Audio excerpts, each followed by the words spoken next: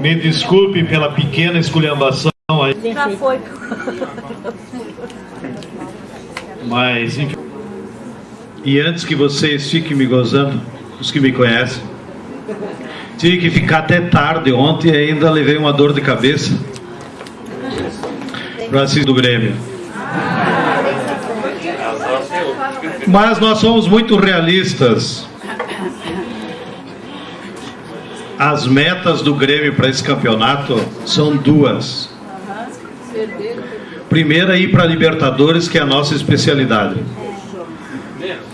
E a segunda, perdendo o campeonato, nós devolver o treinador que o Colorado infiltrou no nosso time, que não vale nada.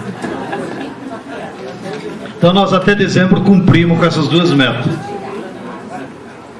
Bem, brincadeiras à parte, agradeço a diretoria do sindicato esse privilégio de estar aqui com vocês.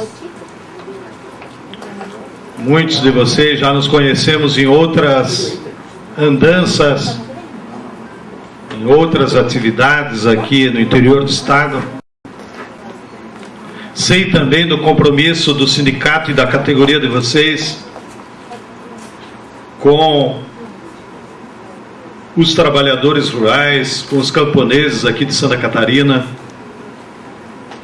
E de certa forma também a maioria de vocês está muito vinculado a toda essa luta da via campesina, da classe trabalhadora brasileira, por nós construirmos um outro modelo agrícola no nosso país e, evidentemente, construirmos um outro modelo econômico. Maneiras que, se me permitirem, me sinto muito à vontade, quase como se fosse uma plenária normal do nosso movimento. Dito isso, vamos ao trabalho. Os companheiros, como colocaram aí no tema dessa tarde, me pediram para conversarmos um pouco sobre esses aspectos que envolvem o atual modelo agrícola e que tem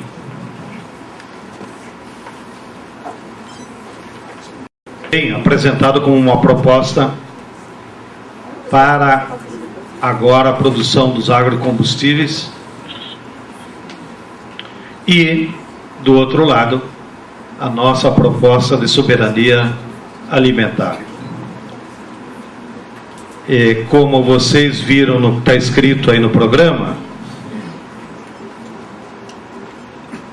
a própria conceito de agrocombustível já traz dentro de si uma lei ideológica, uma concepção, porque vocês, assistem a televisão ou acompanhando a imprensa, devem se dar conta que as empresas e o próprio governo chamam de biodiesel. Nós, dos movimentos sociais do campo, fizemos, junto com os ambientalistas, com a Marcha Mundial das Mulheres, com outros movimentos sociais de todo o mundo, fizemos uma conferência mundial sobre soberania alimentar o ano passado na África e Mali, e dos debates que são cientistas que estiveram lá nos ajudando, nós tomamos uma deliberação a nível mundial de que a classe trabalhadora, os camponeses, nós não deveríamos usar o conceito biocombustível ou biodiesel.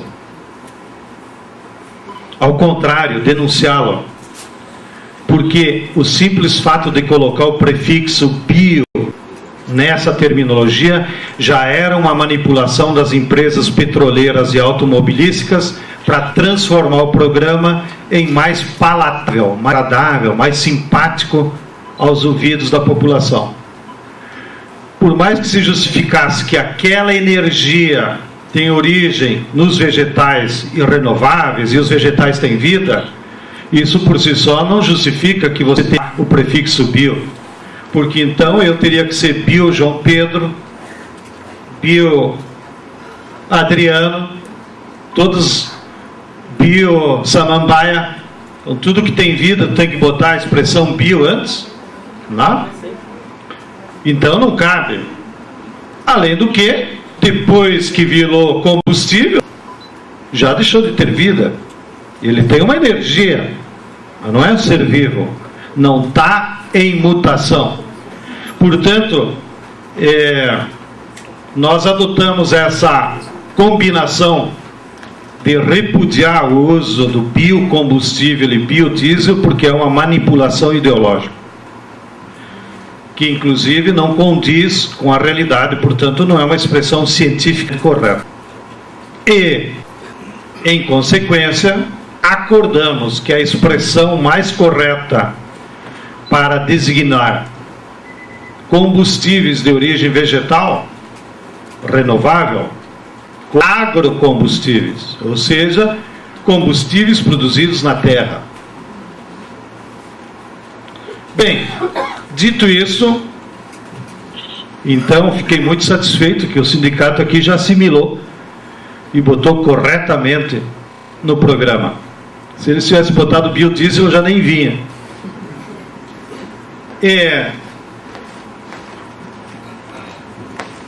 Dito isso, então, queria também, a título de introdução, comentar com os companheiros e companheiras, evidentemente que o agrocombustível da soberania alimentar,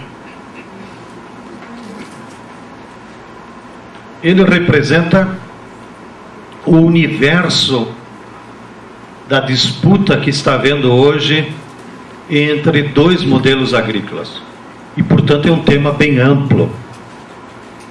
E eu não vou ter a pretensão aqui de, em 40, 50 minutos, querer aprofundá-lo. Mas acho que é obrigação compartilhar com vocês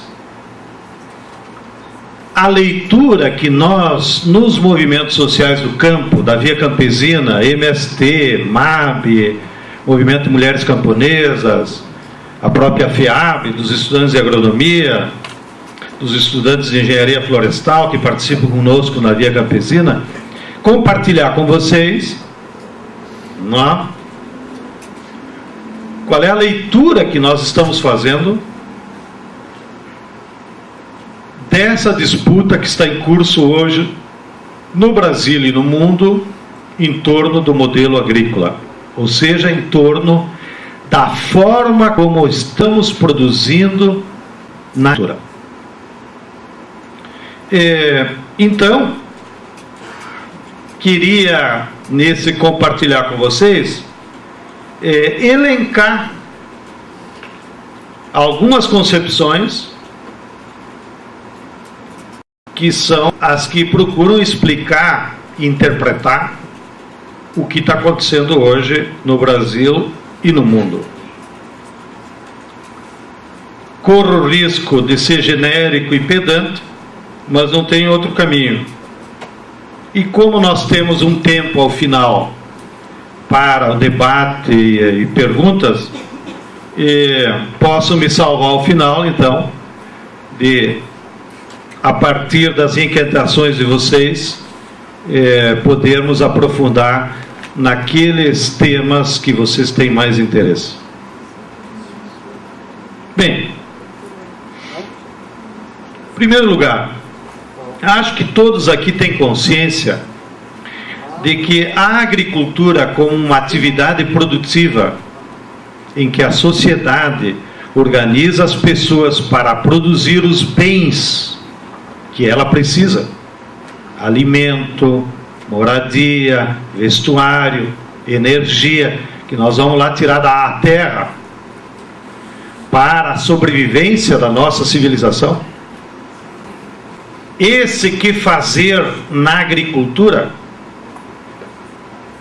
que teoricamente os economistas chamam de modelo agrícola, ou seja, é um modelo de organizar a produção desses bens na agricultura, ele não é autônomo, ele não se organiza por si só, ele sempre está dependente do modelo econômico geral que domina. Então, a agricultura, com o advento do capitalismo desde o século XVI, a agricultura, como uma atividade específica de produzir bens, ela passou a estar subordinada, a estar controlada pelas leis desse capitalismo geral. Ela não tem uma autonomia de poder se organizar independente do sistema econômico que domina a sociedade. Então, desde que o capitalismo se implantou como sistema econômico predominante, esse capitalismo, ele também determina as regras para o funcionamento da produção agrícola. Isso é a doutrina. Nas últimas décadas, o capitalismo vem evoluindo para diferentes fases, formas dele funcionar dentro do capitalismo. Então, ao longo do século XX, a forma específica que predominou no capitalismo foi o chamado capitalismo industrial. O que significa isso?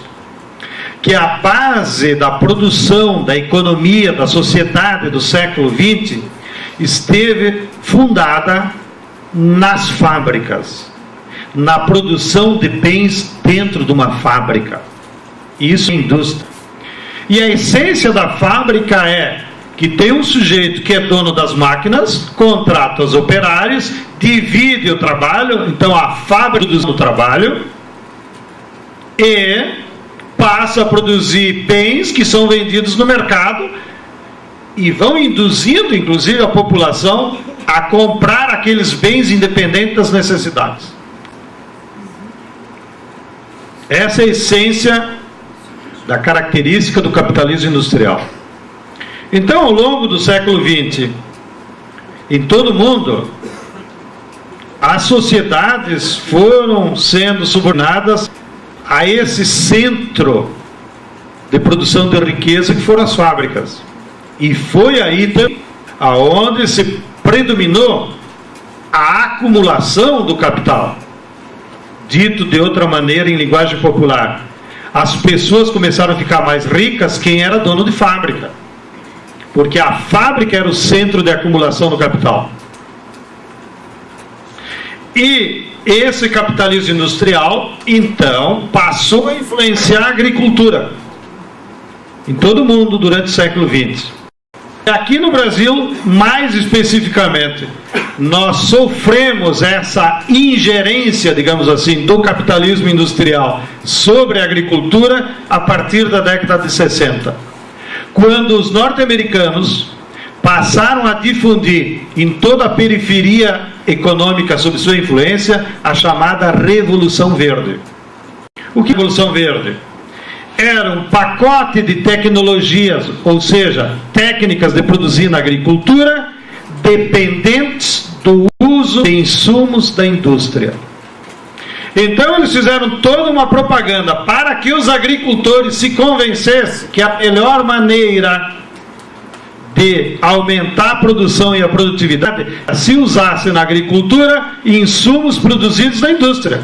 Porque o centro do capitalismo era ganhar dinheiro na indústria. Portanto, a indústria passou a produzir insumos que os agricultores deveriam usar. E quanto mais os agricultores fossem usando, mais eles iam ganhar dinheiro. Foi assim, então, que se desenvolveu a indústria de máquinas agrícolas para a agricultura, né? Foi assim que se desenvolveu os fertilizantes químicos. Até a década de 60, o Brasil praticamente não usava fertilizantes químicos. Nós praticamos agricultura durante 5.000 anos aqui no nosso território sem usar fertilizante químico. De repente, se você não põe adubo químico, nada se produz. Grande invenção. Foi assim que eles introduziram os agrotóxicos, também com essa certeza. Se não botar veneno, não dá para produzir. Ué, quem que inventou isso? Quando todo mundo sabe que, inclusive, os testes para uso de venenos na agricultura, eles fizeram durante a Segunda Guerra Mundial e durante a Guerra do Vietnã. E as mesmas fábricas que enriqueceram fazendo bombas de agente laranja com DDT e glifosato no Vietnã, depois transformaram em herbicida, fungicida, inseticida. E são as que estão aí. Monsanto, Bayer, Bunge, etc. Ou seja, na origem, essas empresas que aparecem como boazinhas testaram seus produtos matando gente. Se vocês querem ver. Bem, durante, então, aqui no Brasil, muito recente, da década de 60 até agora, nós evoluímos a essas técnicas agrícolas que depois foram apelidadas de, agora mais recentemente, tinha vergonha, esse modelo ficou chamado, então, do modelo de agricultura industrial. Por duas razões. Primeiro, porque ela é totalmente subordinada à indústria. E segundo, porque ela tentou trazer para a agricultura o mesmo método de produção da indústria. Grandes extensões, pouca mão de obra, máquina de divisão do trabalho. E eliminar o camponês. Então, numa grande fazenda, você tem o capataz, você tem o tratorista, você tem... As funções estão separadas do processo. Bem, esse foi o modelo predominante que foi pregado na época, inclusive como salvador da fome, porque ele traria um aumento da atividade física por hectare. E de fato trouxe. Aumentou muito a produtividade por hectare e a produção dos bens agrícolas no seu total. Mas, como o centro da produção agrícola do modelo industrial é o lucro, só se produziu mais o que der lucro, e não o que atenda às necessidades das pessoas. E o resultado qual foi depois de 50 anos de Revolução Verde?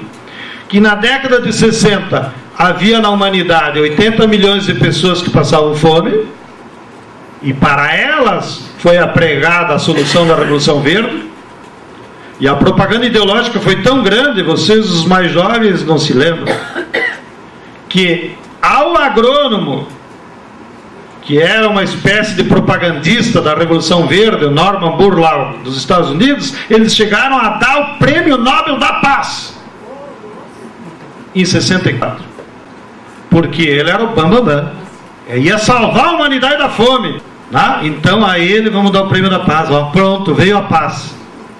Depois de 50 anos, e o Norman Borlaug já no inferno,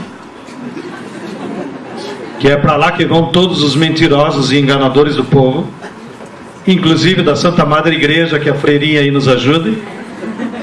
Parênteses para contar mais uma piada. Uma vez eu estava numa assembleia da CPT, e o Dom Pedro Casaldáliga, que é um grande profeta, um grande pensador que nós brasileiros recebemos dos catalãs, ele disse na Assembleia: eu estou convencido que se existe inferno, ele está forrado de língua de padre e de freira.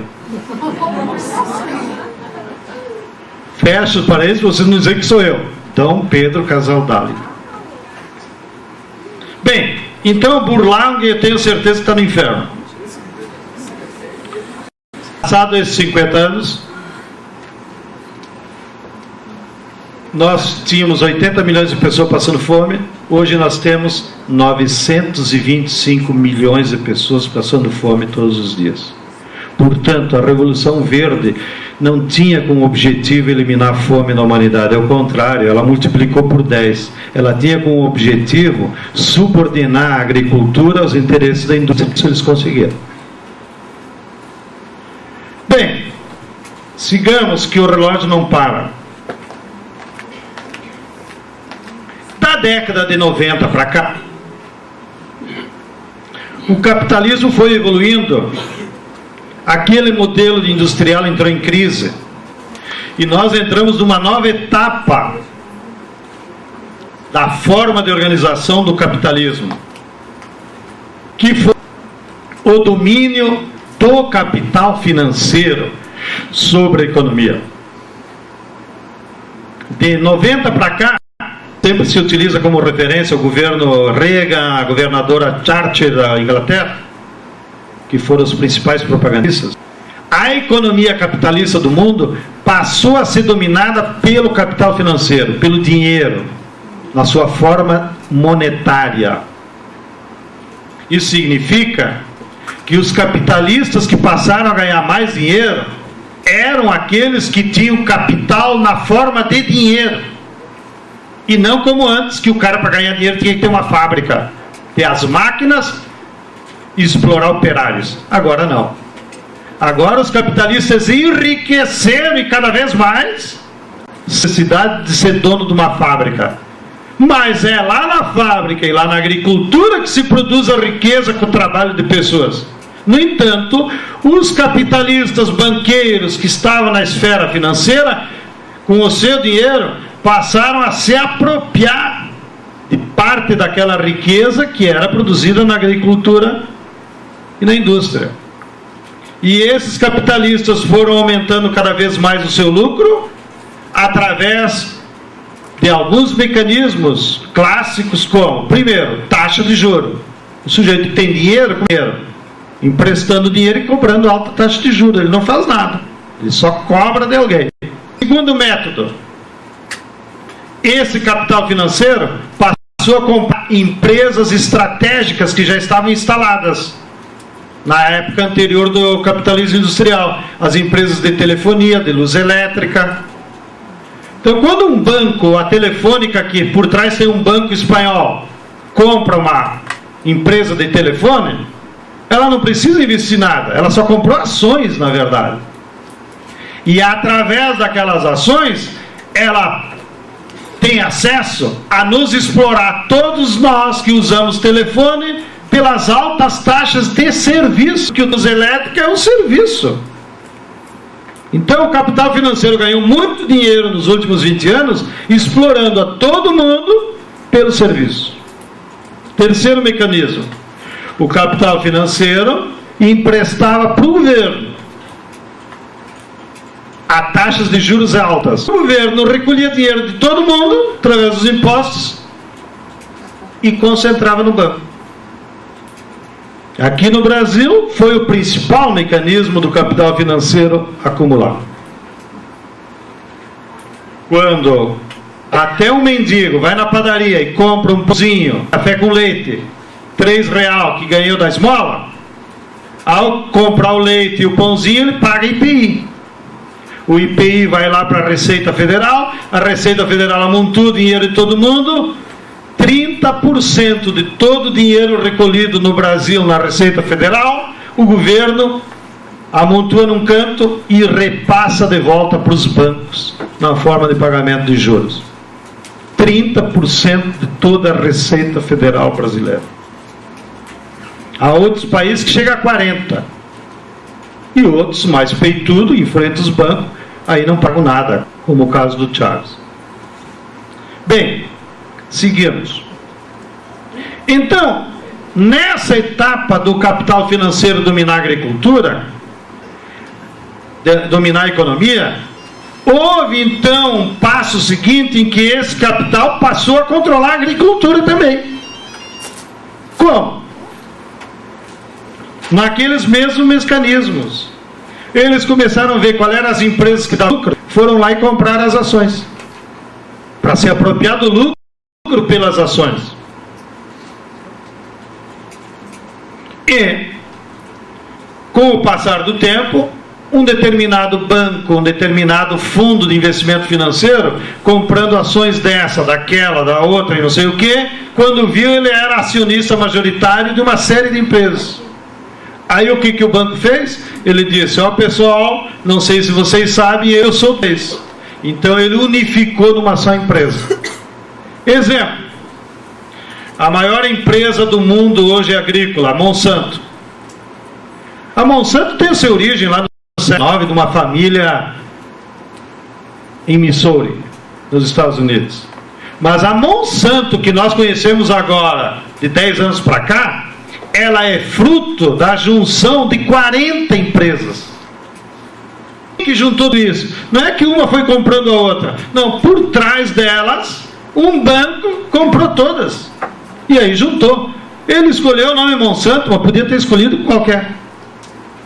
E nessas 40 que virou Monsanto, tinha uma que era um laboratório, outra era de água, outra era de semente, outra era de silos, outra era de farmácia, outra era de herbicida, ao ponto que hoje está Monsanto tem o monopólio mundial do herbicida, que é de glifosato, portanto veneno, que afeta a saúde das pessoas, né? Então ela te envenena, mas calma, se quando você ficar doente, você vai lá na farmácia e vai comprar um remédio que ela também fabrica para esse veneno, de maneira que ela te come 2 vezes,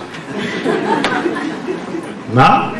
Mas se acalma, para nós marxistas cristãos, nós sempre temos essa salvação. Vai ter inferno para Monsanto também. Bem, então, as empresas concentraram,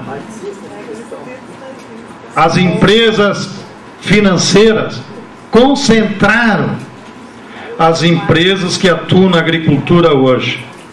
Isso trouxe como resultado um processo de centralização do controle da agricultura em todo o mundo, que ocorreu de uma maneira muito rápida nos últimos 10 anos. Isso trouxe como consequência que eles introduziram o único modelo de produção, aquele modelo da agricultura industrial, que antes era quase uma disputa, e dependia de propaganda, de convencimento. Agora é praticamente posição. Até porque a mesma Monsanto, como eu acabei de dizer, ela domina toda a cadeia daqueles bens de insumos industriais da agricultura. Então ela é sócia da John Deere, fabrica o fertilizante químico, ela fabrica o veneno, ela compra a soja, ela industrializa a soja, ela vende a manteiga e ela depois te vende o remédio se você ficar com dor de barriga. Então ela domina todos os ramos que estão relacionados com a produção agrícola. Isso é que se chama centralização. Trouxe como consequência também uma padronização dos alimentos. Hoje, 65% de todos os alimentos que estão no supermercado, lá na agroindústria para alimentos, tem como base 5 grãos. A soja, o milho, o arroz, o feijão e o trigo. 5 grãos são a base de 65% dos alimentos no mundo. As multinacionais nos transformaram em uma grande pocilga, onde, sem saber, todos os dias, em todo o mundo, nós comemos a mesma ração. Claro que a fantasiada de chocolate, de biscoito, de concentrado não sei o que, mas é tudo igual, desde o supermercado de Pequim até aqui na esquina de Camboriú. E isso tem consequência humana impressionante, porque pergunte para qualquer nutricionista, não precisa ser grande cientista, os alimentos estão na base da nossa saúde e da nossa reprodução humana, e eles precisam ser produzidos e consumidos de acordo com o meio ambiente onde tu vive, porque é a forma de você captar a energia produzida pela natureza onde tu conversa, que caímos de paraquedas. Estamos em permanente interação com os outros seres vivos que circundam a gente, vegetais e animais. Portanto, a nossa energia para nos deixar com saúde e convivendo em equilíbrio deve ser captada no meio que nós vivemos, e não como uma ração para elaborar para todo mundo. Então, como é que você imagina uma pessoa que vive no Alasca ter o mesmo hábito alimentar do que uma pessoa que mora em Salvador, 40 graus todo ano. Pois lá no supermercado é a mesma coisa. Então, evidentemente que dia a mais, dia a menos, aí sim os cientistas estão nos advertindo, haverão consequências graves na saúde humana, como já está acontecendo com a proliferação de câncer e outros distúrbios, em função da alimentação. 80% dos cânceres que existem no Brasil, a origem é a má alimentação das pessoas, ou pelo envenenamento, ou por algum outro distúrbio. Bem, combinando esse controle que as empresas estão fazendo da produção, dos hábitos alimentares, eles fizeram uma parceria com os fazendeiros, os grandes proprietários de terra. Porque há uma empresa tipo a Bung, que está aqui em Santa Catarina também, não interessa ficar botando dinheiro em terra, porque a terra, vocês sabem, é um bem da natureza, ela não é fruto do trabalho humano, portanto a rigor não tem valor, mas tem preço, escassa, é sempre a mesma. Então, para as empresas transnacionais não convém comprar terra, a não ser nos casos excepcionais do eucalipto e das plantações de árvores que tem um ciclo agrícola mais prolongado, 7, 14, 21 anos, daí eles têm que ter uma segurança. Então, as empresas transnacionais só compram terra para plantação de árvore por um problema de segurança, não por uma produção da árvore. Então, para resolver essa necessidade do acesso à vida natural, que é a terra, que pode ser a água, pode ser o sol, as empresas transnacionais fizeram uma aliança nessa etapa com os fazendeiros capitalistas, que são donos de grandes extensões de terra. Então, o fazendeiro é induzido a aplicar esse pacote tecnológico da agricultura industrial. É ele que compra a máquina, é ele que compra adubo químico, é ele que compra o veneno, é ele que vai explorar o trabalhador e impõe para os nossos trabalhadores uma condição de superexploração. Abro um parênteses para ser um pouco pedante, mas é importante vocês dominarem os conhecimentos da ciência, porque é isso que nos ajuda a explicar a realidade. Por que o fazendeiro impõe uma superexploração ao trabalhador rural tratorista? Se você for falar com o tratorista aí da soja, que trabalha nessas grandes fazendas, o cara até está satisfeito, porque ele está ganhando R$800, carteira assinada, dá o filho para o patrão batizar e ainda fala bem do patrão. Então, onde é que está a exploração? Isso é ideologia? Não, não é ideologia. Ora, notem como é que é o mecanismo.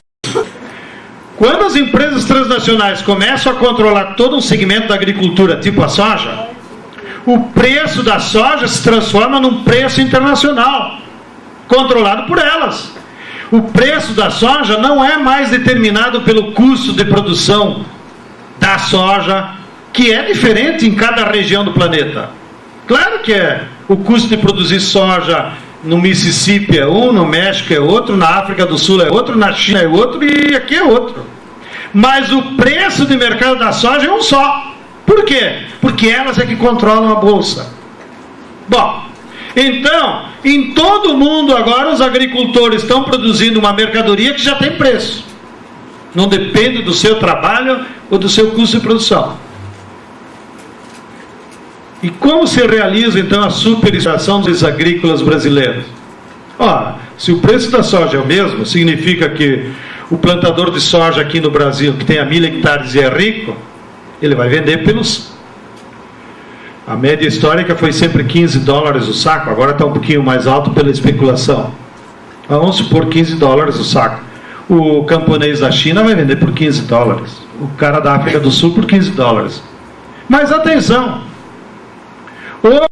Uma plantação de soja na França, para vender a mesma soja por $15, ganha 2.000 euros por mês. Portanto, R$6.000. O maquinista no Mississippi, nos Estados Unidos, ganha $1.500, R$3.000 por mês. O do México, um pouquinho menos, ganha $800, R$2.000 por mês. E o daqui do Brasil ganha 800 para produzir a mesma soja, no mesmo valor.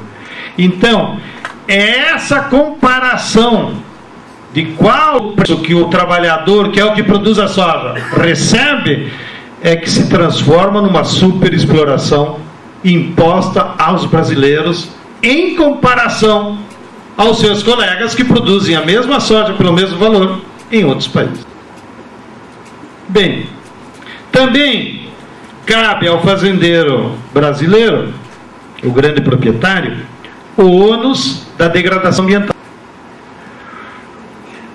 As empresas que controlam a soja sabem que esse pacote industrial desequilibra o meio ambiente.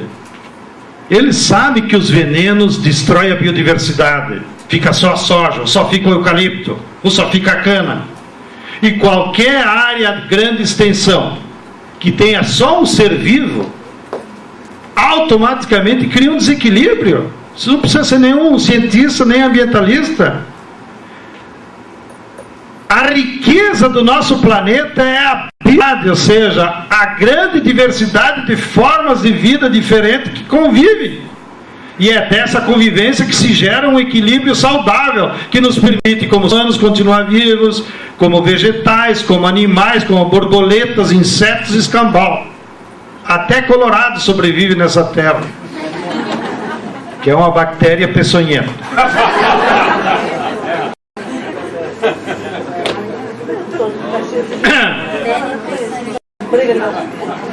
A minha especialidade é falar mal de palmeirense e colorado. Se tiver algum na sala, pode tomar cafezinho, que senão vai perder tempo.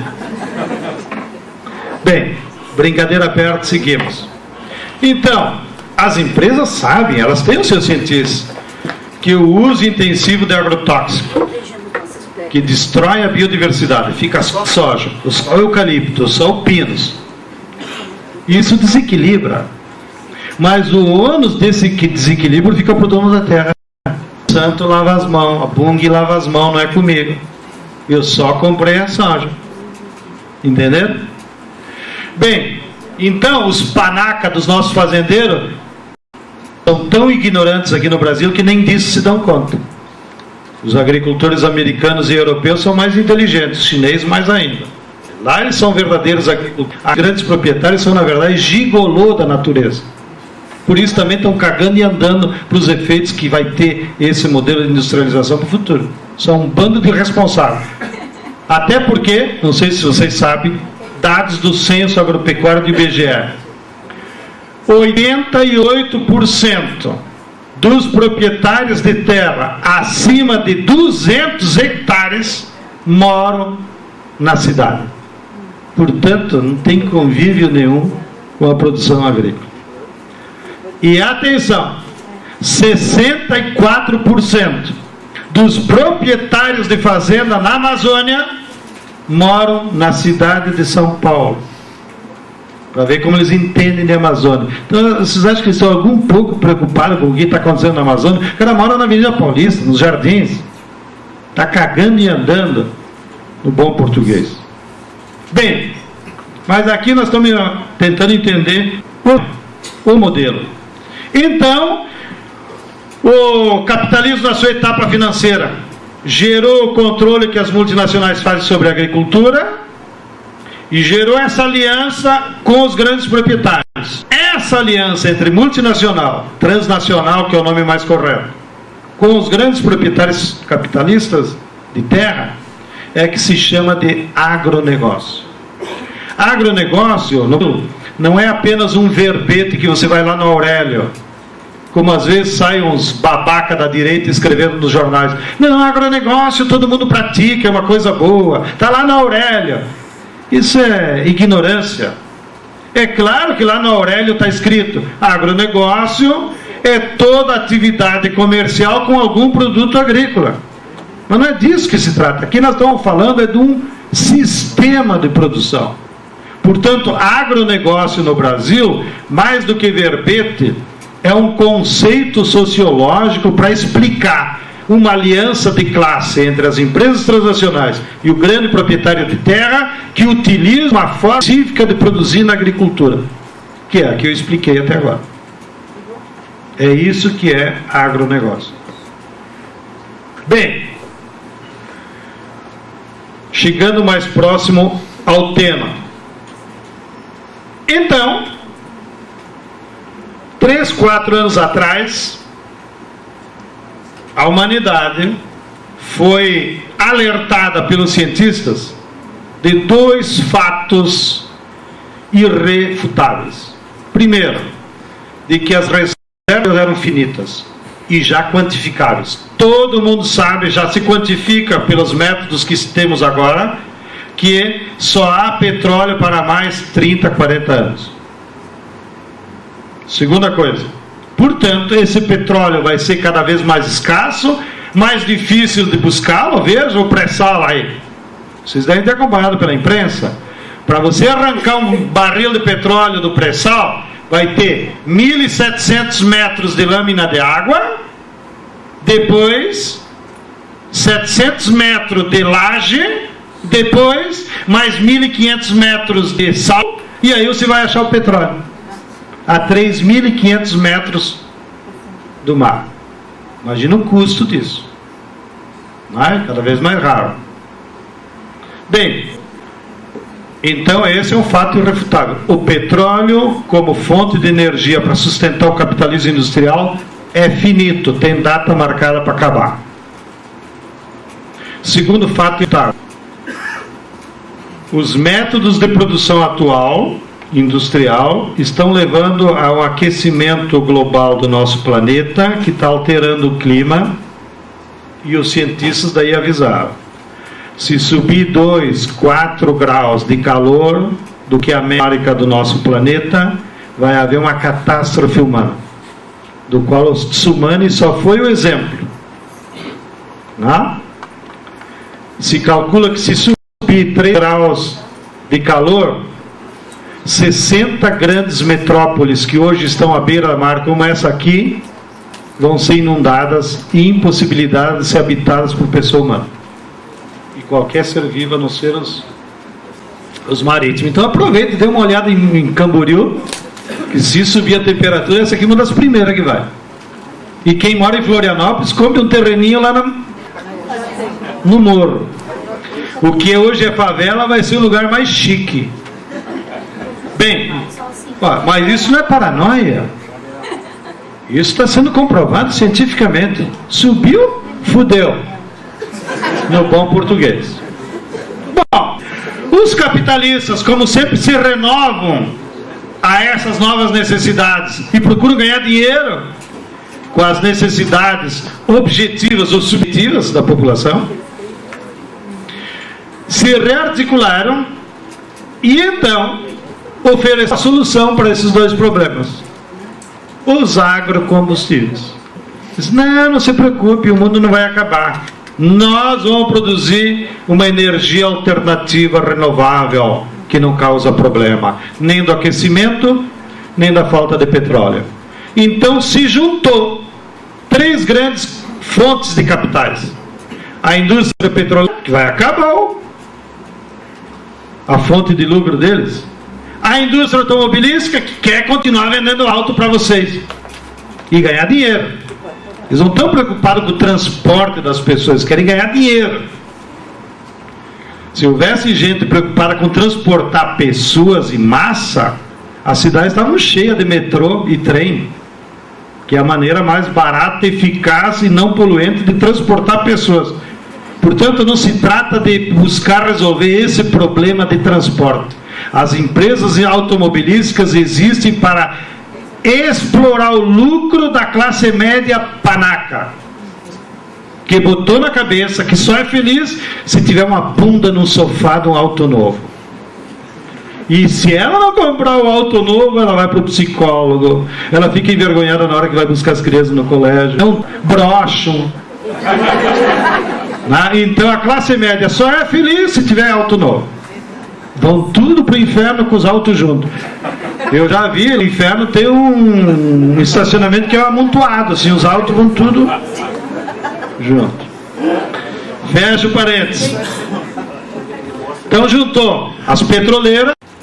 O sinal para essa grande aliança foi dado quando o Lula recebeu no ano passado o Bush, aqui em São Paulo.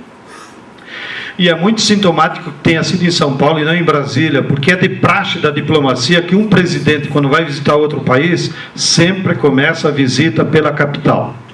No nosso caso, até era mais prático garantir a segurança para o Bush em Brasília.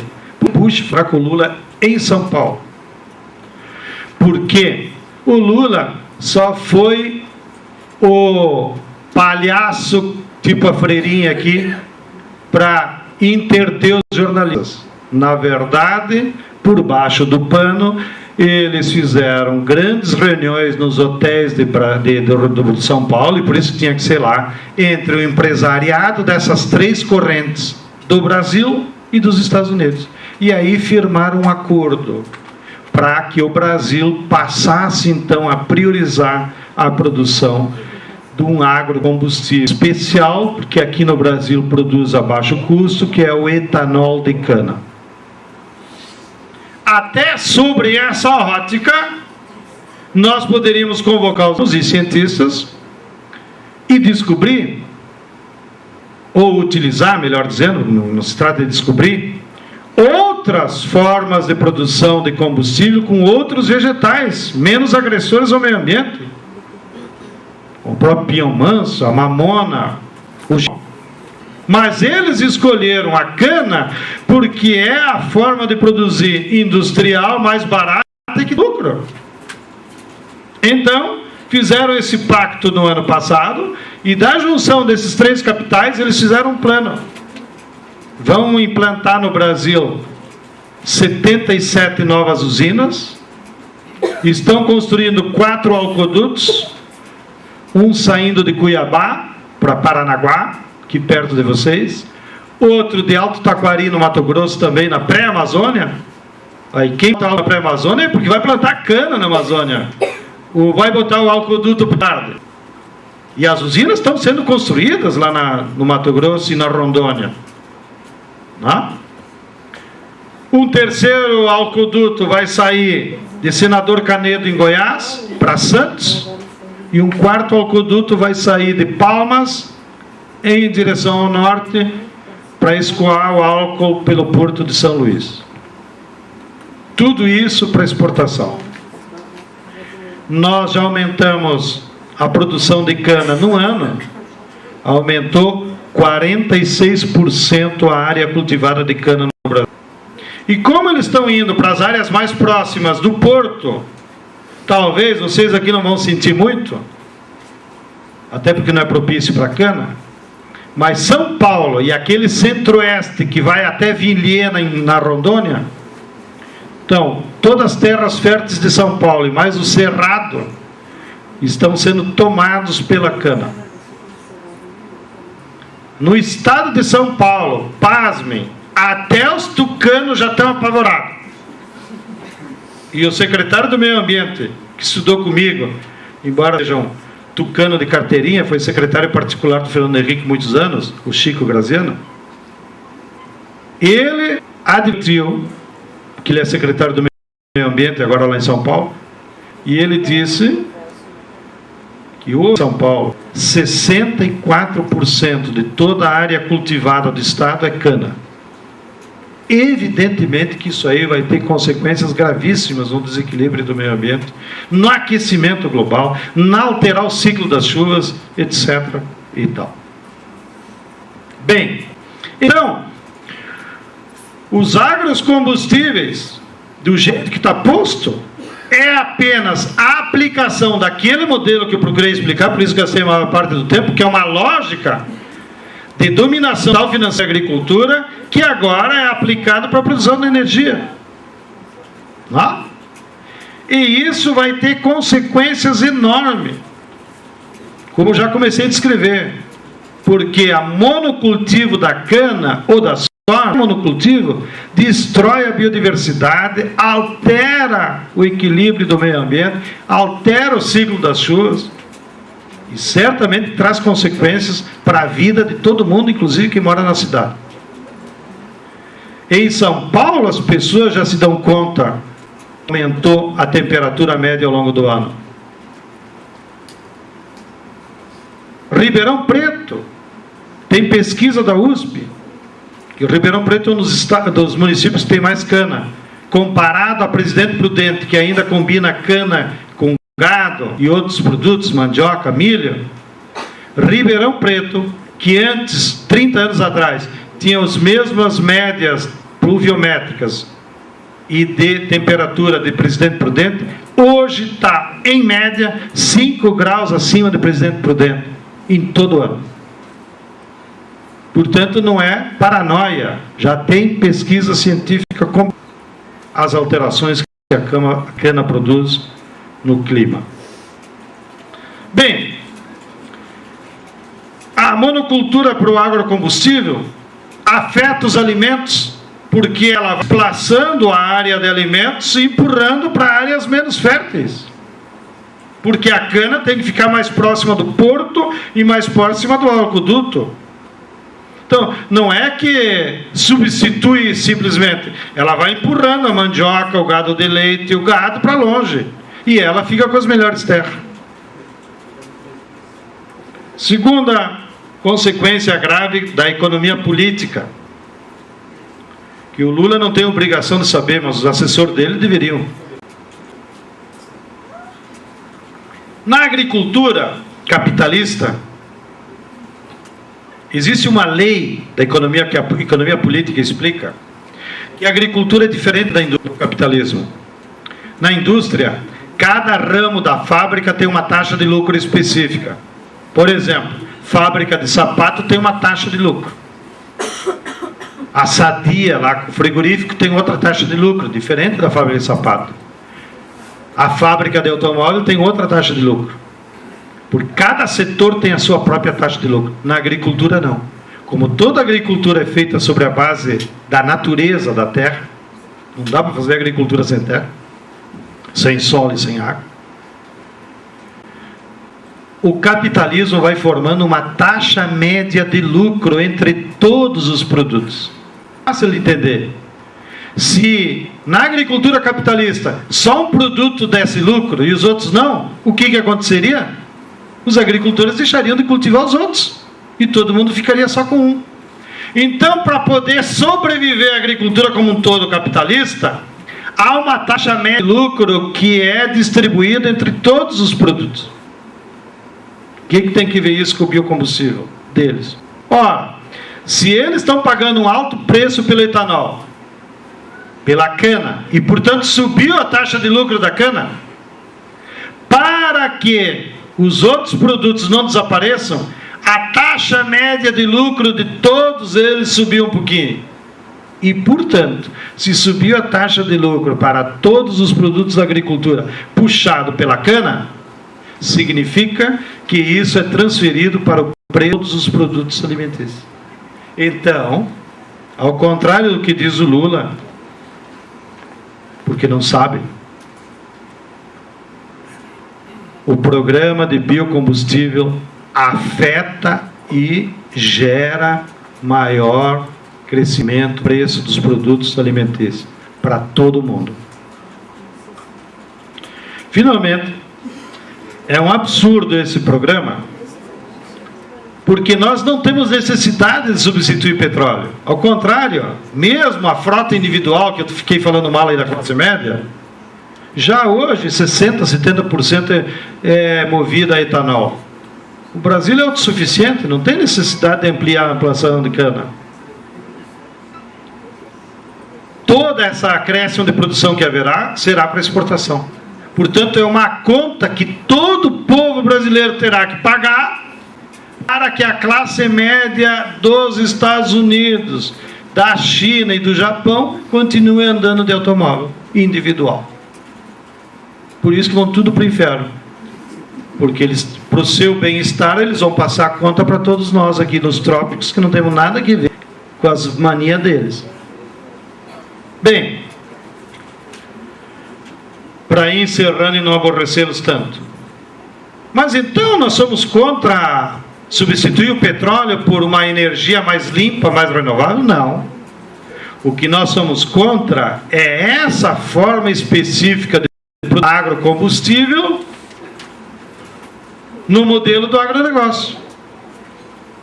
Nós, da Via Campesina, dizemos que é possível e necessário produzir essas energias renováveis a partir da cana, a partir do pinhão manso, a partir da mamona, a partir do girassol, mas produzido de uma forma que não agrida o meio ambiente. E produzido sob controle das populações do meio rural. De maneira que nós poderíamos ter um plano de produção de agrocombustível que cada município do Brasil viesse a ser, inclusive, autossuficiente em energia. E os caminhões da Petrobras não precisavam mais ficar correndo de um lado para o outro. Porque em cada município, essa é a vantagem comparativa que o Brasil tem. Por nós ser um país dos trópicos, nós temos água, terra e sol em abundância. Isso permite, com a tecnologia que já tem à disposição, dizer que todos os municípios do Brasil poderiam ter um modelo de produção de energia de ser autossuficiente e parar os caminhões de andar. Mas isso teria que ser produzido de outra forma, na policultura, em que o pequeno agricultor produzisse sem substituir alimentos. Nós poderíamos estabelecer regras, por exemplo, de cada pequena e média propriedade, só 10, 15% ser utilizado com agroenergia, o resto continua com alimentos. Nós podemos, inclusive, adotar um modelo de produção de energia que combine o aumento da produção de alimentos. Como, por exemplo, você pode produzir cana ou mesmo a soja para energia, naquele percentual que eu disse, e com a torta da soja ou com o rastolho da cana, tratar o gado de leite e tu produz mais leite. E com todos os derivados do leite. Então, é possível montar uma matriz produtiva de energia que gere, em vez de substituir o alimento, gere aumento da produção de alimentos. Mas, finalmente, o principal de todo esse debate é que nós deveríamos reconstruir um modelo em que o objetivo principal da agricultura não seja o lucro, mas sim a produção de alimentos. Daí que a Via Campesina tem defendido essa tese, essa doutrina, de que os alimentos é a energia essencial para qualquer ser humano sobreviver. Portanto, ele não pode ser tratado como uma mercadoria. Ele não pode ser tratado na lógica do lucro, porque o lucro determina uma exploração, determina uma subordinação daquele ser humano. Ele só vai comer se tiver dinheiro. Não é essa a condição. Ele, sendo um ser humano, por si só já tem o direito de sobreviver. E, portanto, não depende do dinheiro que ele tenha para poder se alimentar. E então, sob a égide desse princípio, nós reorganizarmos a nossa produção, estabelecendo essa prioridade. Primeiro, vamos produzir alimentos, que deve ser produzido por todas as comunidades. Daí vem o conceito consequente disso da soberania alimentar. O que é a soberania alimentar? Não é só o direito de comer. Isso é segurança alimentar. Tem uma ala até que o governo Lula está aplicando com o Bolsa Família. Ou seja, o programa de Bolsa Família que dá aquela merreca para o pessoal comprar a cesta básica, e são 11 milhões de famílias no Brasil que dependem do governo, senão passariam fome. Por isso é um programa benéfico nesse sentido, mas ele é um programa de segurança alimentar. Ele te garante a ração mensal e transforma as pessoas em mendicante. Soberania alimentar, quando o governo, o Estado, cria mecanismos de apoio da produção que cada comunidade consegue produzir o alimento que produz. E nesse sentido é que vira soberano. porque todos os filósofos nos explicaram. O povo que não consegue produzir nem os seus é um povo escravo, é um povo dependente, é um povo que vai sempre rastejar, porque até para comer, que é o essencial, ele precisa dos outros.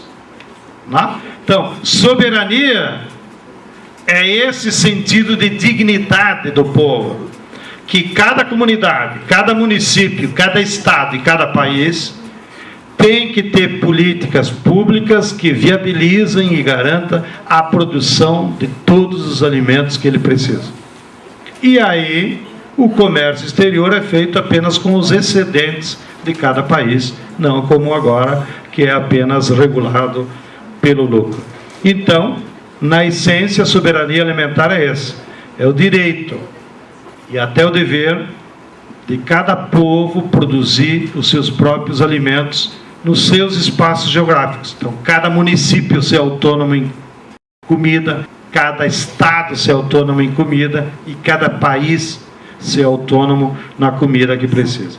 Bem, dentro do horário previsto, esses eram os elementos que eu queria compartilhar com vocês. Muito obrigado pela atenção.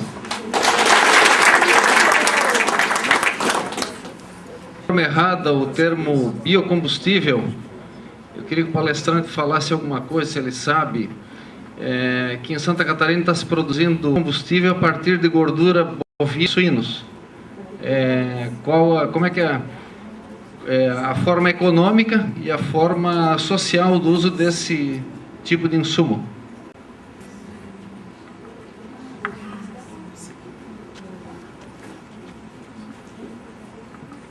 Assim, ó, que ele faz do nosso governo, com relação a... Qual governo? Governo Lula, com relação ao fomento que se deu na agricultura familiar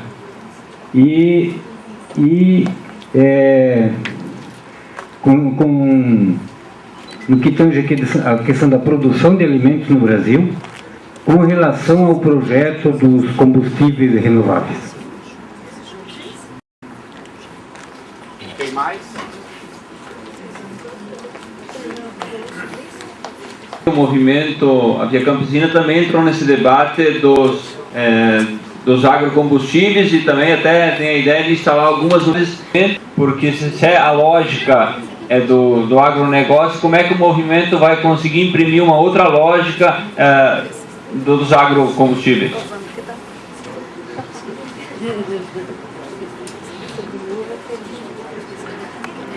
Primeiro, a política que o governo Lula implementou aí de fomento e que ele mesmo chamou o programa do biodiesel, né?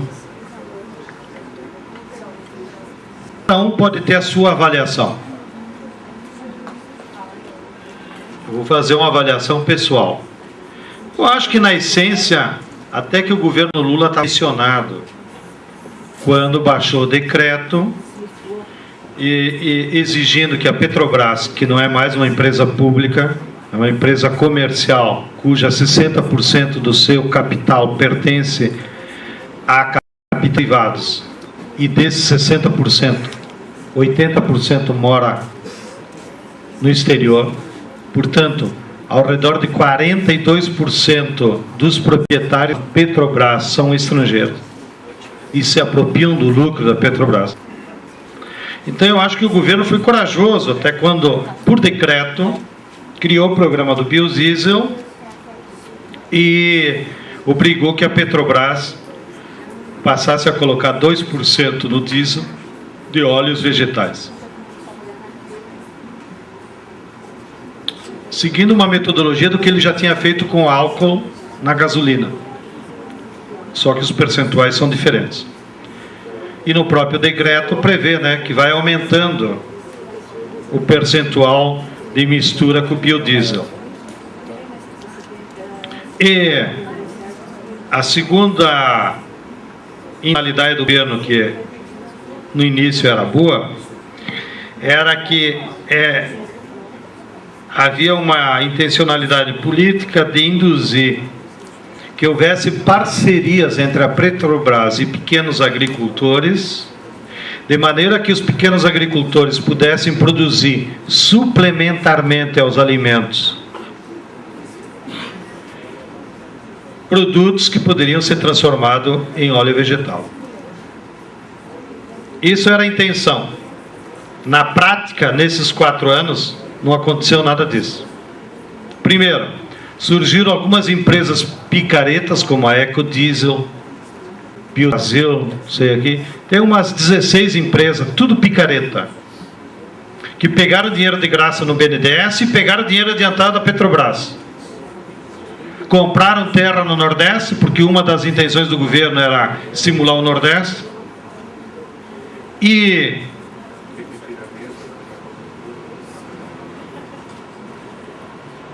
introduzir esquema de integração, como a Sadia tem aqui, com pequenos agricultores. Mas nos projetos de integração que eles implantaram, virou uma monocultura. O cara só produzia mamona. Aí para comer tinha que pegar a cesta básica do governo.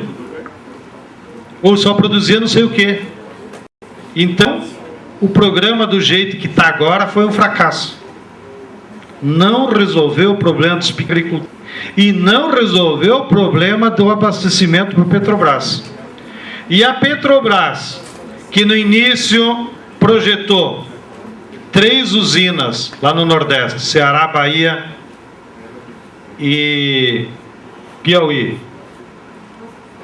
para fazer de forma integrada com os agricultores e, portanto, distribuir essa renda, essa energia, também não deu certo. Então, esse ano, como a Petrobras já teve que botar 2% no diesel, nós temos informação de dentro da Petrobras que eles ficam se reservando para não publicar na imprensa, para não levar paulada, mas mais de 80% do óleo vegetal que estão botando no diesel é de soja. Portanto, competição direta com alimentos. E desses 80% que é soja, 90% foi comprado de grandes empresas. Inclusive a Bunge, aqui de Santa Catarina, que tem grandes silos aqui em Santa Catarina, a Cargill, foram as que forneceram soja, porque é vendido em leilão.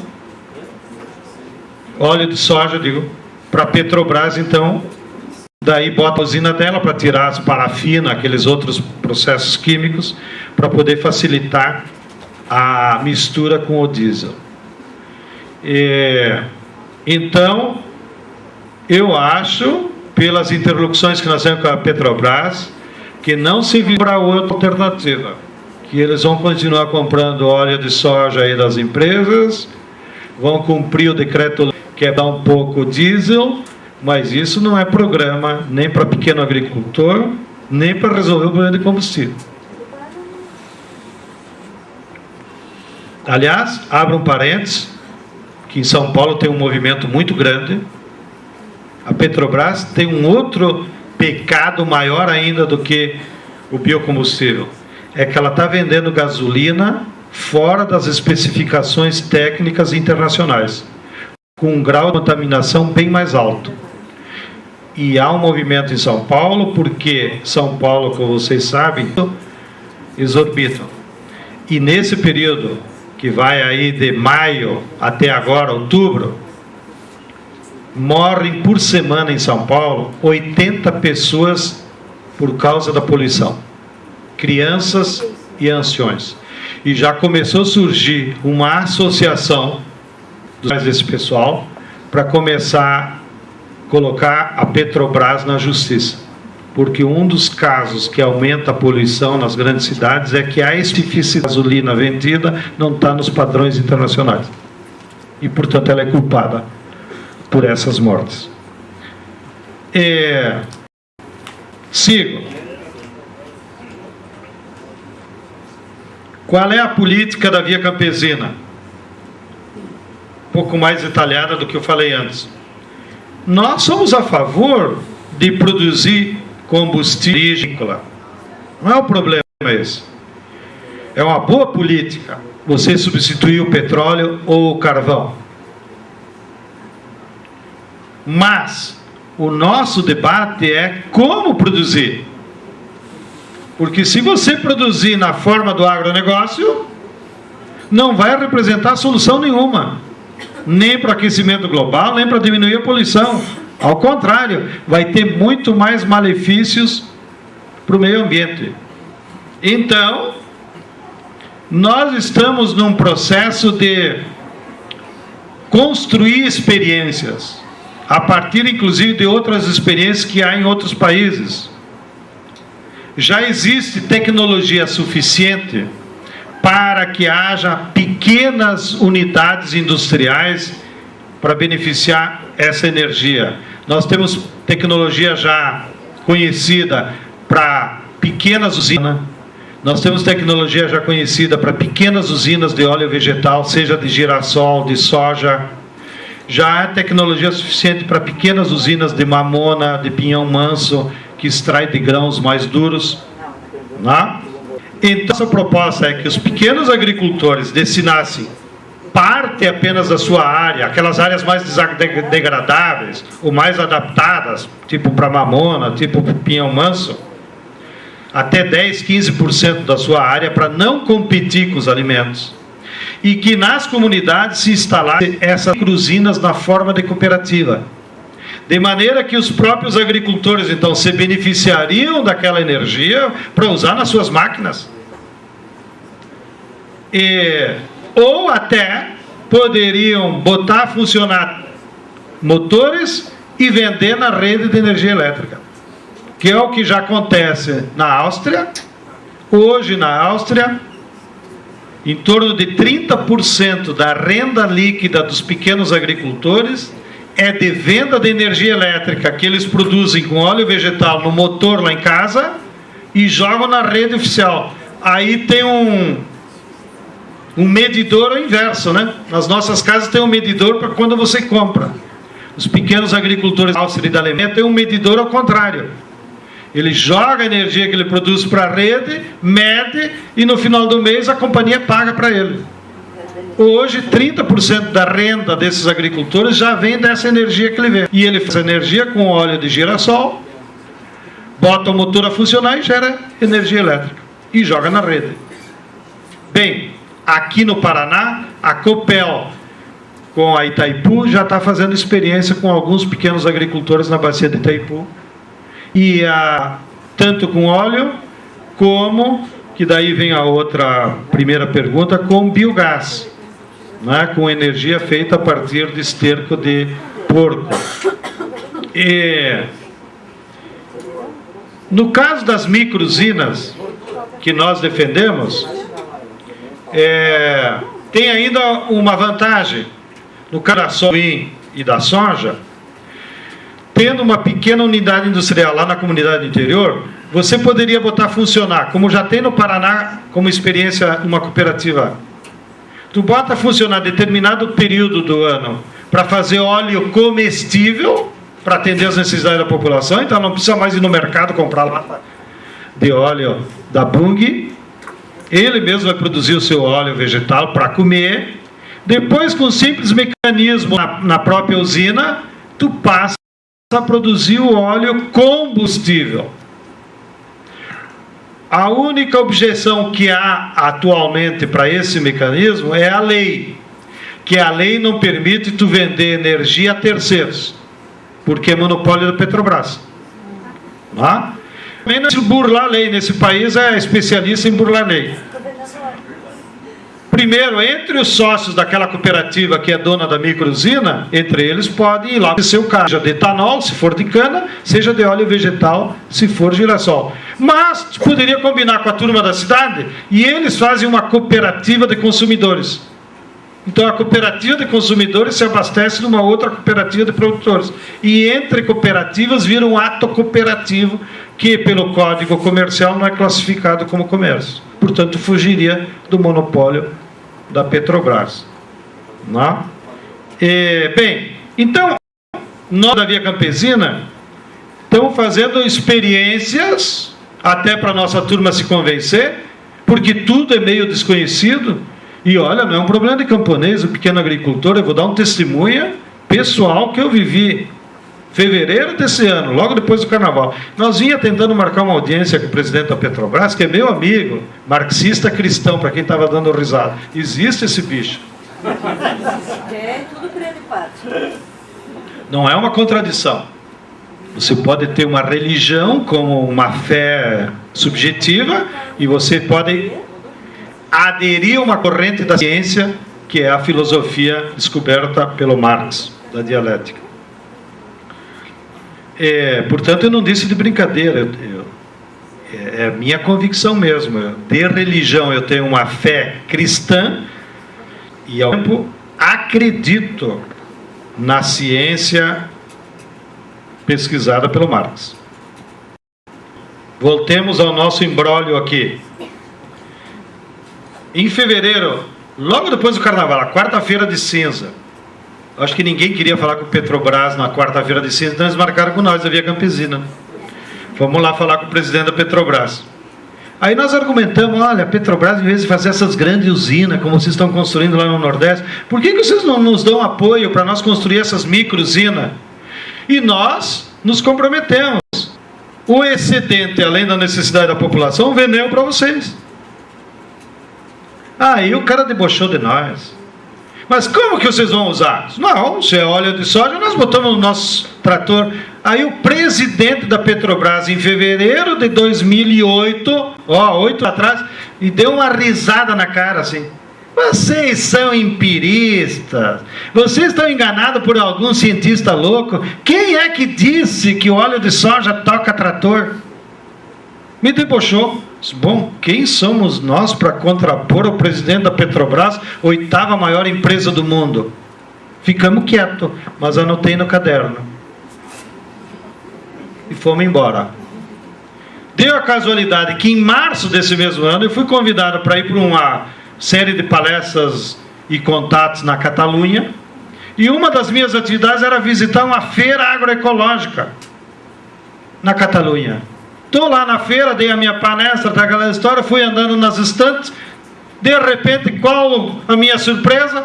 Um puta trator John Deere, e não era o único, depois no lado tinha um da AGCO, que é a Massa e Ferro aqui no Brasil, 145 HP, movido a óleo de girassol.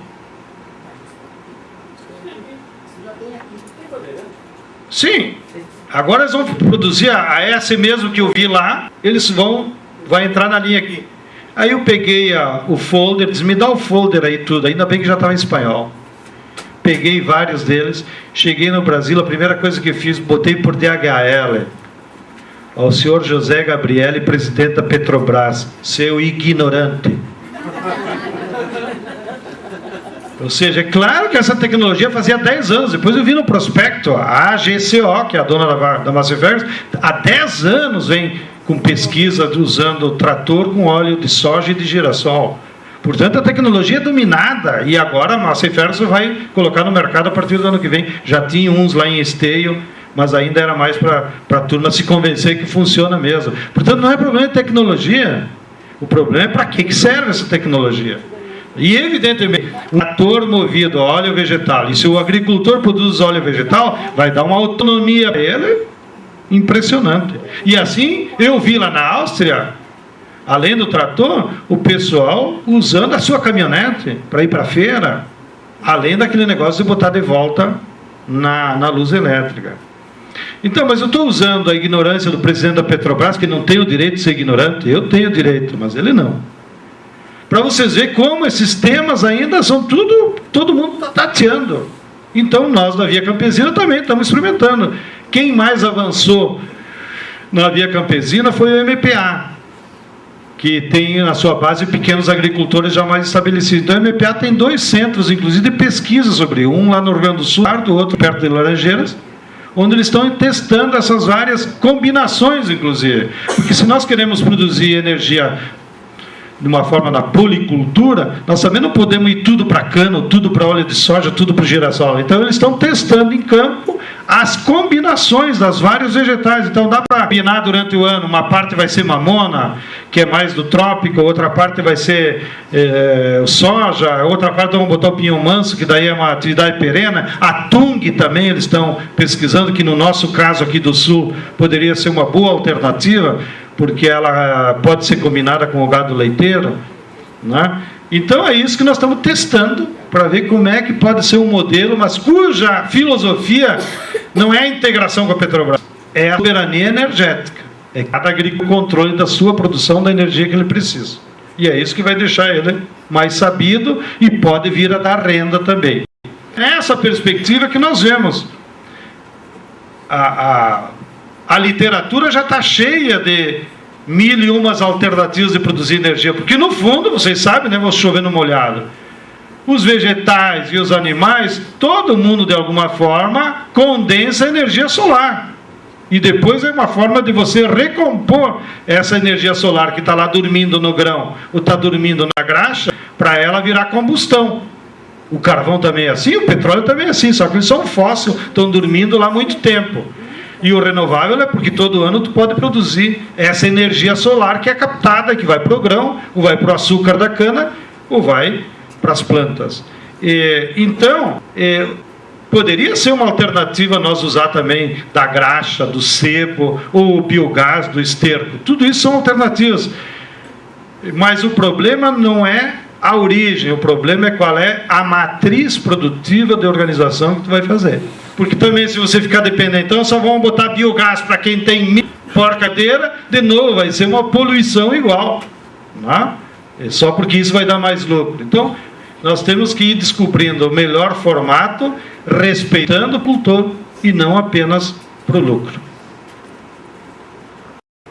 Aberto, pessoal, para mais uma rodada de inscrições aí. Então eu vou fazer aqui, viu, Adriano? Outras ocasiões também, nunca lhe vi na frente. Mas a minha pergunta quase respondida, com base assistimos um companheiro do sindicato do Rio de Janeiro, Sindicato dos Engenheiros, que falava sobre o pré-sal. E aí, um tanto quanto feliz, porque nesse tempo do pré-sal é possível governos, pelas universidades, investir na pesquisa de outras fontes de energia, sol, ventos e por aí afora, as fontes de energia e por aí fora. Então, com essa pergunta praticamente respondida, João Pedro, de repente você comenta um pouco sobre essa Conferência Internacional de Soberania Alimentar que está acontecendo agora em São Paulo, me parece agora em novembro, que vem naquela, de repente, na mesma lógica. Não é soberania alimentar? Falar sobre biocombustíveis e etanol, ¿no? A forma de exportación de etanol. Y eso no está siendo divulgado. Un poco la gente lo está sabiendo por aquí, por allí. Va a ser entre 11 de noviembre y 12 y 13 por ahí. Porque ahí a gente se va a tener que preparar, ¿no? Tenemos que prepararnos para recibir esos presidentes. Monopólio das técnicas da agricultura. Mais alguma pergunta? Mais alguém aí? Companheiro aqui.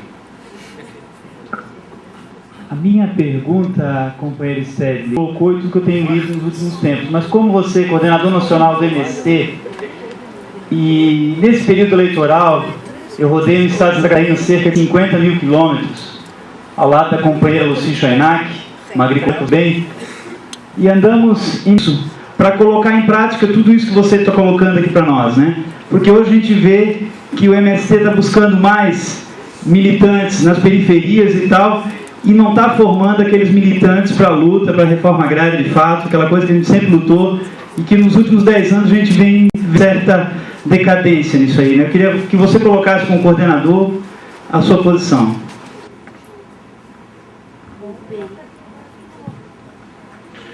Muito bem, tenho 15 minutos para resolver os problemas do mundo.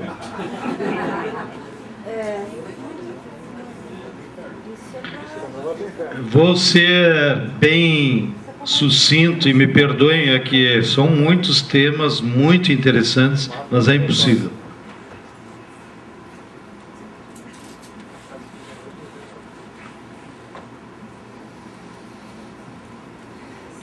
a cana é uma planta esplendorosa na sua capacidade de fazer fotossíntese, como vegetal, e ao mesmo tempo, pela forma como ela foi introduzida aqui nos trópicos, diferente da produção da Índia, inclusive, da onde ela é originária, aqui ela é uma fábrica de pobreza, inclusive de Cuba.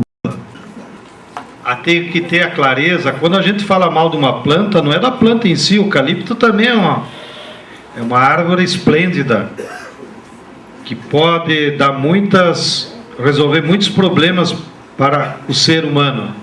O problema é como ela é cultivada, na monocultura, na destruição dos outros seres vivos. Aí se transforma num problema. Por que não é usada a energia solar ou dos ventos? Porque a lógica que domina o capitalismo nessa fase é tudo grande.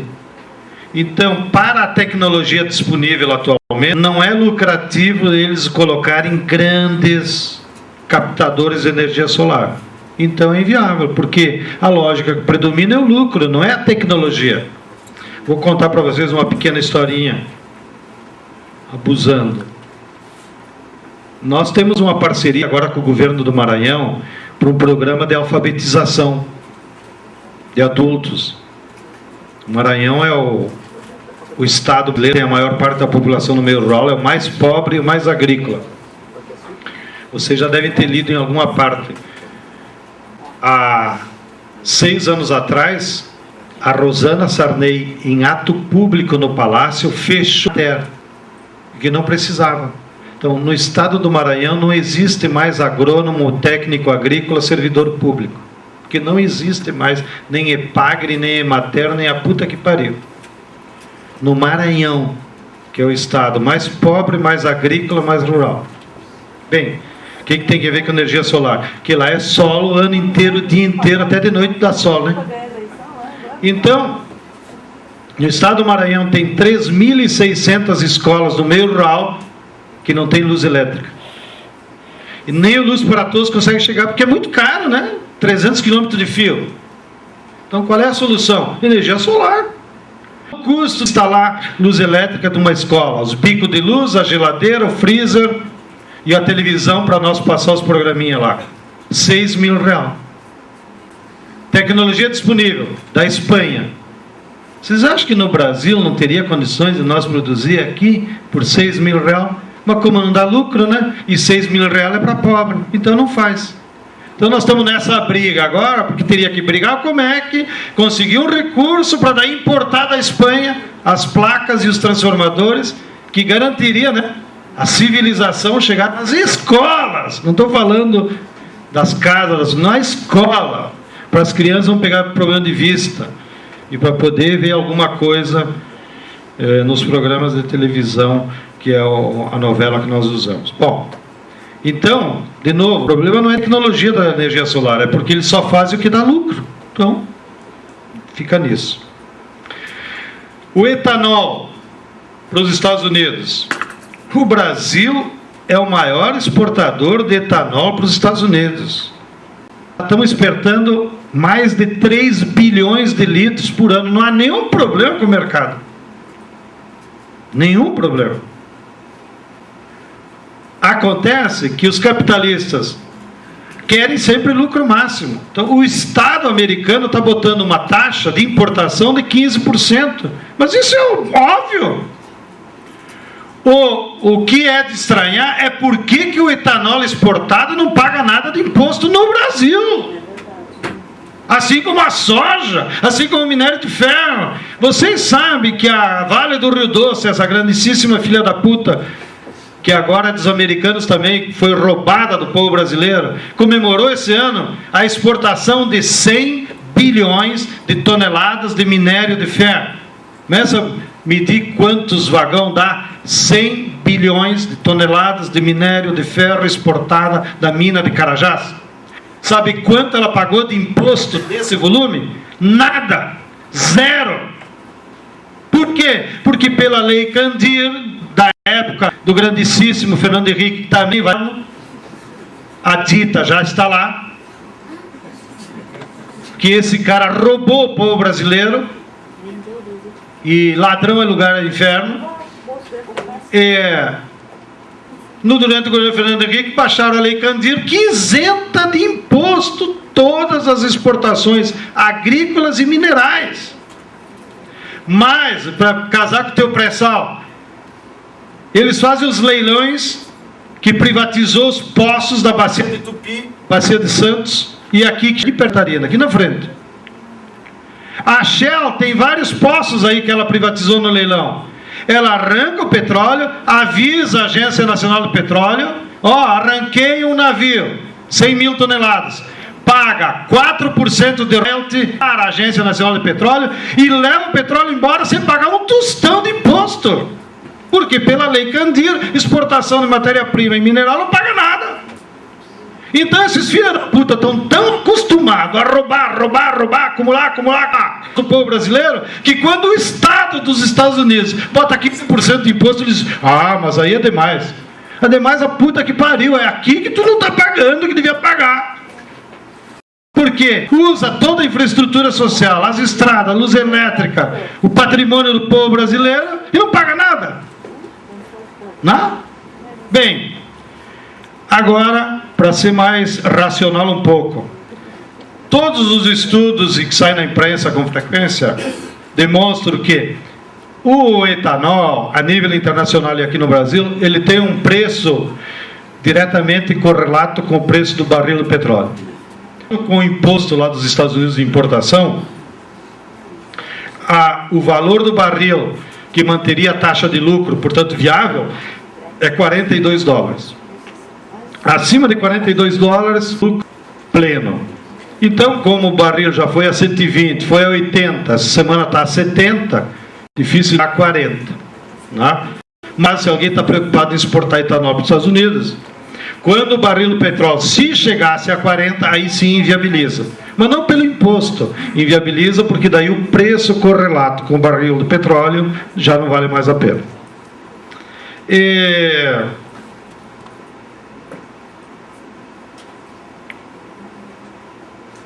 O governo Lula, como disse a Gina, está organizando para esse mês, de 21 de novembro, é verdade, uma conferência governamental internacional lá em São Paulo, num hotel, para justamente continuar essas tratativas. Vai vir empresário de todo mundo, vai vir governos de uns 60 países, para eles acelerarem a produção de etanol em todo o mundo. E já está anunciado que, inclusive, o presidente Bush virá se despedir do seu mandato dia 20 de novembro, dia do zumbi. E nós, os movimentos sociais lá de São Paulo, já estamos preparados para dar um pontapé na bunda dele. Vamos fazer tudo quanto é despacho nas esquinas lá para cair o avião dele. Todo mundo vai virar. Também não é contraditório com o cristianismo.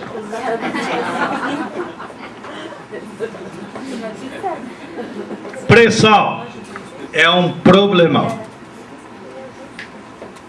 É uma enorme riqueza da natureza que está lá debaixo do mar. Pode ser a nossa salvação, pode ser a nossa rendição. E por isso também os movimentos sociais, junto com os petroleiros da Petrobras, nós estamos fazendo um grande movimento a nível nacional para tentar massificar, para levar as informações para a população. Nós vamos fazer uma reunião nacional. Cadê o Leandro? O senhor está convocado em nome da fração radical do movimento sindical catarinense a estar presente, o sindicato daqui também. Nós vamos fazer uma reunião nacional dia 17 de novembro, uma segunda-feira, em São Paulo, juntando todos os sindicatos, todos os movimentos, para articular um movimento nacional que já tem o mote, que é: o petróleo tem que ser nosso. Para nós fazer um grande movimento, e daí abaixo assinado, manifestação tal, para garantir que essas reservas descobertas pela Petrobras no chamado pré-sal sejam, de fato, como quer até o presidente Lula, administradas em favor do povo. E para isso, o movimento já tem consenso em relação a algumas bandeiras e mudanças necessárias. Primeiro, suspender todos os leilões que a Agência Nacional de Petróleo, pasmem, dirigida pelo Partido Comunista do Brasil, continua fazendo. Mesmo o presidente indo na televisão e dizer, os leilão não nos interessa mais, a Agência Nacional de Petróleo marcou o próximo leilão, vai ser dia 18 de dezembro. Quando já está todo aquele clima de desmotivação, né? O próximo leilão de poços de petróleo vai ser 18 de dezembro. Pode. Aí, se nós ocupar a Agência Nacional, vamos chamar nós de radical. Né? Segunda coisa que há consenso. O Brasil não pode mais exportar petróleo cru. Isso é uma burrice, até porque não paga imposto. Então nós temos que segurar o nosso petróleo, ir explorando devagarzinho e, sobretudo, em vez de queimá-lo no motor do automóvel, utilizar o petróleo como fonte de matéria-prima para outros bens mais sociais, o plástico, toda a linha da petroquímica. É uma burrice queimar o petróleo, é isso que a gente faz no alto, né?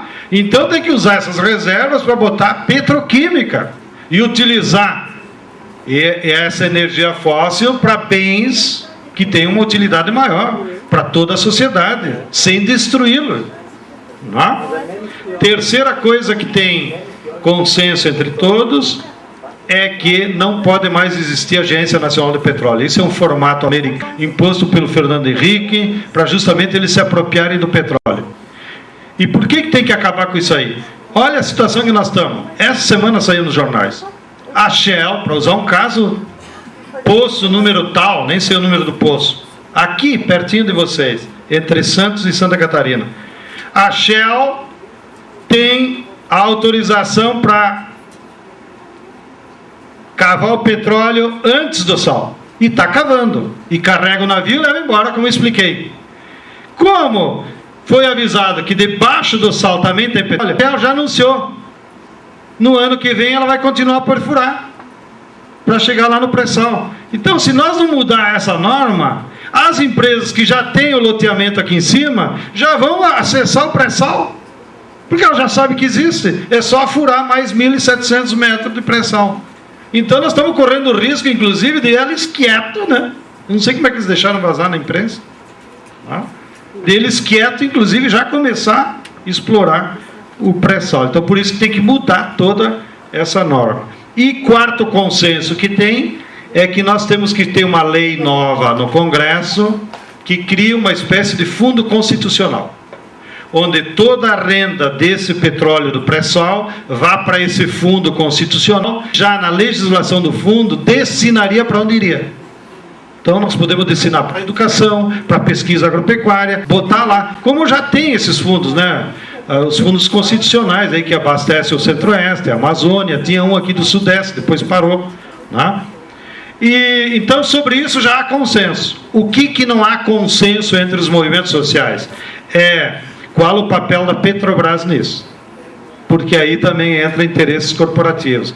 Tem setores dos petroleiros que querem que a Petrobras controle tudo isso. E nós isso, porque hoje, como eu acabei de explicar, 64% do capital da Petrobras é privado. Então significa que 64% da renda iria para o setor privado. Então a Petrobras certamente é a única empresa preparada para explorar o pré-sal, mas ela não pode ser dona do petróleo. Então é esse que está o debate entre nós dos movimentos. E de qualquer maneira convido quem puder, dia 17 de novembro, lá em São Paulo, no Sindicato dos Professores. A ideia é nós fazer uma plenária com 200, 300 dirigentes de todo o Brasil para organizar esse nosso movimento. Papel da IPAGRE. Espero que vocês usem o Congresso para discutir isso. O que eu posso falar em doutrina. A doutrina da experiência dos povos mais recentes, mesmo aqui dentro do capitalismo, é que só existe uma maneira de você viabilizar a produção de alimentos e a pequena agricultura. É com políticas públicas. O Estado tem que controlar. Porque o mercado é o lucro, né? Então a IPAGRE, a Emater, a Conab, todas as empresas públicas, num outro modelo de produção agrícola baseada na agricultura familiar e camponesa, papel fundamental. Porque se você parte da lógica que o alimento não pode dar lucro para resolver os problemas da população, o Estado é que vai fazer essa intermediação entre o pequeno agricultor, ou seja, o Estado vai ter que garantir um preço justo e depois repassar esse alimento subsidiado à população. Tá? E esse Estado vai ter que atuar na pesquisa para termos técnicas agrícolas agroecológicas, vai ter que atuar nos preços, como eu disse, vai ter que atuar na extensão rural e na assistência técnica, que as Emater estão tudo falidas por aí, vai ter que atuar na armazenagem, que o Fernando Henrique vendeu todos os silos e fechou a Cibrasen, aliás, isso já foi do Collor, né? Enfim, as políticas públicas agrícolas são fundamentais para nós poder reorganizar o modelo agrícola que nós sonhamos. E, finalmente, da crise não vou falar, Leandro, porque é mais 2 horas. E não adianta eu ficar aqui dizendo manchete, não vai resolver nada. Então, peço desculpa, mas realmente é impossível. Eventualmente, depois posso mandar para o Nauro e mesmo para você, para distribuir para os outros companheiros. Já há uma série de textos e documentos que estão analisando, no meu modo de dizer, com bastante profundidade e esclarecendo de que trata essa crise mesmo, que certamente vai afetar todo mundo. Não? Porque sempre é assim. Quando os capitalistas entram em crise, significa que a taxa de lucro deles cai e significa que entre eles brigam, uns vão à frente. Vocês viram que nesse mês de crise já foram quem desapareceram 13 trilhões de dólares que estavam na forma de papel. Alguém perdeu. Entre eles, nós aqui. Por quê? Só como um exemplo ilustrativo, o Brasil tem 200 bilhões de dólares de reserva. Lula anuncia, nós estamos garantidos. Mas é isso para a população, que dos 200 bilhões de dólares de reserva, não é tudo em papel verde que está lá amontoado. 80 bilhões desse dinheiro era em títulos do Tesouro dos Estados Unidos que não vale mais. Então nós já perdemos 80 bi nessa brincadeira. Ninguém sentiu, né? Mas não existe mais. E assim foram 13 trilhões. Bem, da reforma agrária também, em 3 minutos é impossível. Mas o que eu posso dizer com manchete? A reforma agrária está bloqueada, assim como a pequena agricultura está bloqueada. Se deixar esse sistema funcionar, vai virar tudo agronegócio, vão tudo à falência. Disso não tenho dúvida, porque assim é a regra do capitalismo na agricultura. Se alguém tem alguma dúvida, vá para os Estados Unidos. Nos Estados Unidos, até a crise de 29, havia nos Estados Unidos 23 milhões de pequenos agricultores. Em 60 anos de capitalismo industrial, acabou. O agricultor nos Estados Unidos tem 500 hectares. Isso foi o que o capitalismo fez. Então, aqui no Brasil, está bloqueada a viabilidade da pequena agricultura e está bloqueada a reforma agrária, por esse modelo. Então, nós temos que fazer um grande esforço, porque agora o nosso inimigo não é o latifundiário com as botas sujas de merda de vaca da região de Lages, ou lá de Dionísio Cerqueira, o fazendeiro atrasado que tinha roubado as terras de terra pública. Agora, para você mudar o modelo, tem que enfrentar a Bunge, tem que enfrentar a Cargill, tem que enfrentar a Monsanto, tem que enfrentar a Bayer. É um inimigo bem mais poderoso. Assim como estamos enfrentando no Paraná a Singenta, infelizmente na Batalha do Paraná ganhamos e eles entregaram a área que estavam multiplicando semente de milho transgênica, porque era ilegal. Mas nos custou um dirigente, eles mandaram assassinar o nosso dirigente do oeste do Paraná. Então a luta é mais difícil, mais complexa, os inimigos são mais poderosos.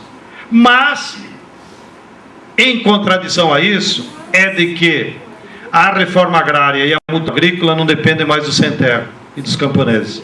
Agora depende de um reascenso do movimento de massa de todo o povo, para derrotar o neoliberalismo, para derrotar as empresas transnacionais. E quando nós derrotarmos esse modelo, então vai abrir espaço para o novo modelo agrícola e para a reforma agrária.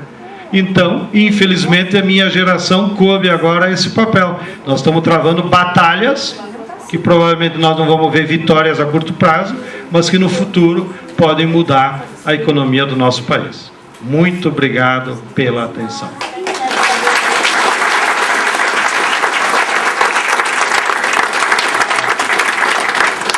Como forma de agradecimento pela... Obrigado. Muito obrigado. Manda bala. Uma caneca. Não bate caneca.